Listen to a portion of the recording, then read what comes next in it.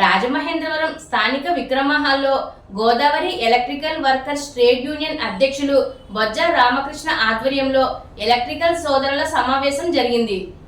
ఈ సందర్భంగా ప్రెసిడెంట్ బొజ్జ రామకృష్ణ మాట్లాడుతూ గత సంవత్సరం ఫిబ్రవరి నెలలో నగరపాలక సంస్థ నిర్వహించినటువంటి పురుషులకు మెప్మా లోన్లు నిర్వహిస్తామని చెప్పి సుమారుగా 100 గ్రూపులకు ప్రతి యూనియన్ వారి అప్డేట్ చేయడం జరిగిందని, 6 నెలల్లో బ్యాంకు లోన్లు ఇప్పిస్తామని భరోసా ఇచ్చి ఈ రోజున 11 నెలలైనా ఇంతవరకు కూడా నగరపాలక సంస్థ అధికారులను అనేక సార్లు విన్నపాలు చేస్తూ గ్రీవెన్స్ లో కూడా కంప్లైంట్స్ ఇచ్చామని, కానీ ఇంతవరకు కూడా బ్యాంక్ అధికారులు కానీ మెప్మా డిపార్ట్మెంట్ కానీ నగరపాలక సంస్థ కానీ ఏ విధంగా ముందుకు రాకపోవడం చాలా బాధాకరమని, దీనిపై రాజమహేంద్రవరం శాసనసభ్యులు ఆదిరెడ్డి శ్రీనివాస్ కార్మికుల పట్ల ప్రత్యేకమైన శ్రద్ధ తీసుకొని మెప్మా లోన్ల విషయంలో ముందుకు నడిపించాలని కోరారు.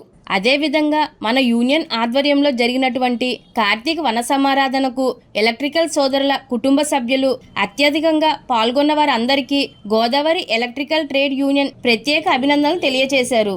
ఈ కార్యక్రమంలో భాగంగా నూతన కమిటీ మెంబర్ నీలాద్రి సురేష్ కుమార్ని కమిటీ ఏకగ్రీవంగా కమిటీ మెంబర్గా ఎన్నుకోవడం జరిగింది.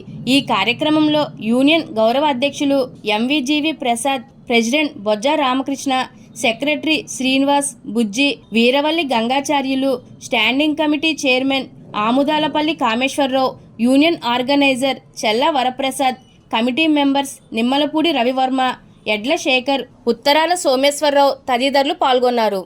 ఈ యొక్క సమావేశంలో మరి ముఖ్య ఉద్దేశం భవన నిర్మాణ కార్మికులు మా ఎలక్ట్రికల్ సోదరులు ఎంత వేదన పడుతున్నారంటే, ఒక పక్క ప్రభుత్వం కూడా నిమ్మకు నీరే నెత్తినట్టు ఏదో మాటలు కలబొల్లి మాటలు చెబుతూ కాలక్షేపణ చేస్తుంది తప్ప ఇంతవరకు కూడా మరి కార్మికుడు చనిపోతే కనీసం ₹1 కూడా చెల్లించలేని దుస్థితిలో ఉన్నది. ఈ మధ్యకాలంలో మరి ఏదైతే వాసంశెట్టి సుభాష్ గారు కార్మిక శాఖ మంత్రివర్యులు వారు కూడా తెలియజేసినారు, అయ్యా ఇప్పటికైనా మేము మాట్లాడుతున్నాం, ఎందువల్లంటే కార్మికులు అనేక బాధలు ఉన్నారు, అనేక వేదనలు పడుతున్నారు, ఒక్కసారి ఆలోచన చెయ్యమని మనస్ఫూర్తిగా మేము కోరుకుంటున్నాం. అలాగే మరి ఈ రోజున మున్సిపల్ ఆఫీస్ మరి ఏదైతే భవన నిర్మాణ కార్మికులకు గత సంవత్సరం ఫిబ్రవరిలో మెప్మా లోన్లు ఇస్తామని ఒక ఇంటిమేషన్ ఇచ్చి ఏ అయితే రాజమహేంద్రవరంలో యూనియన్స్ అన్నీ ఉన్నాయో అవన్నీ కూడా మీకు 6 నెలల్లో మేము లోన్లు ఇస్తాము అని చెప్పి ఉన్నారు. అయ్యా 6 నెలలు పోయి 11 నెలలు అయింది.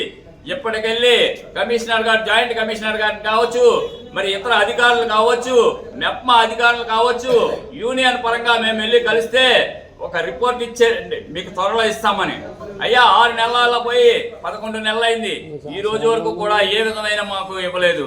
దయచేసి ఎప్పటికైనా ఆలోచన చెయ్యండి అని మహాప్రభువును వేడుకుంటున్నాము.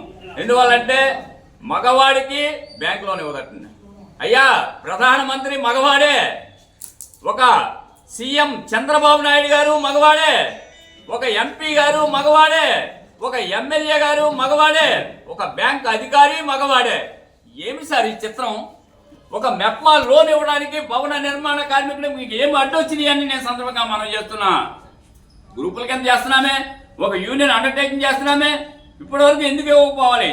ఇది చాలా దుర్మార్గమైన పని అని ఈ సందర్భంగా మనం చేస్తున్నాం. తక్షణం మెప్మా లోన్లు వెంటనే రిలీజ్ చేయాలని గౌరవనీయులు నూతన కమిషనర్ గారికి వారికి అభినందనలు తెలియజేస్తూ, మరి Godavari electrical worker trade union తరఫున మా యొక్క బాధలను వారు విన్నవించడానికి ఈ సందర్భంగా మనవి చేస్తున్నామని ఈ సందర్భంగా తెలియజేస్తున్నాం. అలాగే మరి ఈ రోజున ఈఎస్ఐ సంబంధించి యూనియన్స్ కూడా చాలా చక్కగా ఆర్గనైజేషన్ చేస్తూ మరి ఈఎస్ఐకి ప్రతి నెల కూడా మేము డబ్బులు కడుతూ, మరి ఈ రోజున ఈఎస్ఐ సంబంధించి వెళితే ట్యాబ్లెట్స్ లేవంటున్నారు. ఏం సార్ ఇది ఘోరం? ఏమిటి అన్యాయం? ఏంటి ఇది? ఎంతకాలం? ఒక నెల కిందట నేను సూపరింటెండెంట్ గారికి కంప్లైంట్ ఇచ్చా, అయ్యా ఈఎస్ఐలో మందులు లేవు, షుగర్కి లేదు, బీపీకి లేదు, మరొకటి లేదు, ఇక దేనికంటే మేము చీటీఎట్కెళ్ళి మీకు చూపించడానికా? ఒకసారి దీనిపై దృష్టి పెట్టవలసిందిగా కార్మిక శాఖ మంత్రి వర్యులు వాసంశెట్టి సుభాష్ గారు నేను ప్రత్యేకంగా మేము మాట్లాడుతున్నాం. ఎందువల్లంటే అయ్యా కార్మిక శాఖ మంత్రివర్యులు ఈ యొక్క భవన నిర్మాణ కార్మికుల బాధల్ని దృష్టిలో పెట్టుకొని ఇమ్మీడియట్లీ యాక్షన్ చేయమని మీ సందర్భంగా మనం చేస్తున్నాం. అలాగే మన మిత్రులు పిఎఫ్కు సంబంధించి కేంద్ర ప్రభుత్వ అధికారులు వచ్చి ఉన్నారు. వారు కూడా సలహాలు తీసుకొని ఈ యొక్క కార్మికులకు ఏ విధంగా ముందుకెళ్లాలనేది అది కూడా మేము చేస్తామని ఈ సందర్భంగా మనం చేసుకుంటున్నాం. ఎందుకంటే ఈఎస్ఐ లాగానే ఈపీఎఫ్ కూడా యాక్చువల్గా ఈఎస్ఐకి ఈపీఎఫ్కి చిన్న తేడా ఒకటి ఉంది. ఈపీఎఫ్ అనేది రెండు కూడా సిస్టర్సే. యాక్చువల్గా రెండు కూడా ministry of labour, government of ఇండియాకి సంబంధించిన సంస్థలు. అయితే ఈపీఎఫ్ మొత్తం పూర్తిగా కూడా సెంట్రల్ గవర్నమెంట్కి సంబంధించింది. ఈఎస్ఐ అంటే ఆసుపత్రులు వగైరా నిర్వహణ అంతా కూడా స్టేట్ గవర్నమెంట్ చేస్తుంది. ఒక ఈఎస్ఐ ఆఫీస్ మాత్రం సెంట్రల్ గవర్నమెంట్ వాళ్ళు ఫండింగ్ అదంతా ఇస్తూ ఉంటారు. ఇది దాని యొక్క నేచర్ అన్నమాట. ఈ సెంట్రల్ గవర్నమెంట్ ఆర్గనైజేషన్లో మా యొక్క ఈపీఎఫ్ఓ అనేది కార్మికులకి ఎటువంటి సదుపాయాలు ఇస్తుందంటే,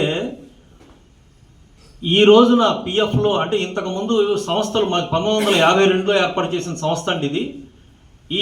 ఈ యొక్క సంస్థలో ముందు పిఎఫ్ అనేది ఎవరికైతే గవర్నమెంట్ ఎంప్లాయీస్కి ఎవరికైతే అన్నిటికీ పిఎఫ్లు ఉన్నాయి, పెన్షన్లు ఉన్నాయి, వాళ్ళకి సంబంధించిన మా వ్యక్తులు చనిపోతే వాళ్ళకి ఇన్సూరెన్స్, వాళ్ళకి ఫ్యామిలీకి సెక్యూరిటీ ఉంది, అన్ని రకాల బెనిఫిట్స్ ఉన్నాయి. ఈ ప్రైవేటుగా ఉండే వ్యక్తులకి ఎటువంటి సదుపాయాలు లేవన్న దృక్పథంతో ఏర్పాటు చేసిన సంస్థ ఈపీఎఫ్ఓ.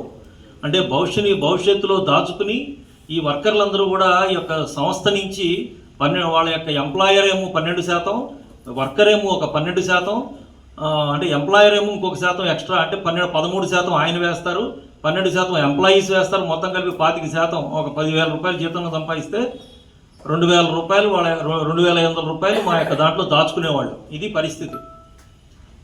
అంటే ఇలా దాచుకున్నందుకు ఏంటి వీళ్ళకి బెనిఫిట్ ఏంటంటే, ఫస్ట్ ఆఫ్ ఆల్ వాళ్ళకి ఇంట్రెస్ట్తో మేము వాళ్ళకి 8.3 5.5% ఇంట్రెస్ట్ వస్తుందండి. అది కూడా వడ్డీ మీద వడ్డీ, చక్రవడ్డీ. ఎవరు ఇవ్వరండి, అక్కడ ఏ బ్యాంకు కూడా అటువంటి అంత ఏ సంస్థలోనూ ఇవ్వరు. ఇంతకుముందు ఏంటంటే ఫ్యాక్టరీస్కి మాత్రమే వర్తింపజేసేవాళ్ళు. తర్వాత రాను మిగతా ఎస్టాబ్లిష్మెంట్స్ అంటే థియేటర్లని, లేకపోతే పెద్ద పెద్ద స్కూల్స్ అంటే 20 మంది కన్నా ఎక్కువ మంది ఎంప్లాయీస్ ఉన్న వ్యక్తులకు మాత్రమే మేము వర్తింపజేసేవాళ్ళం. ఈ రోజున ఏంటంటే సంఘాలకి కూడా మేము వర్తింప చేయడం అనేది జరిగింది. అంటే అంటే ఏంటంటే మనం అంతా కలిసి ఒక సంఘంగా ఏర్పడి ఆ సంఘం నుంచి కనుక ఇలాగా ఈ 2 షేర్లు కూడా మనమే టేకప్ చేసి కనుక కట్టుకున్నట్లయితే బెనిఫిట్స్ అనేవి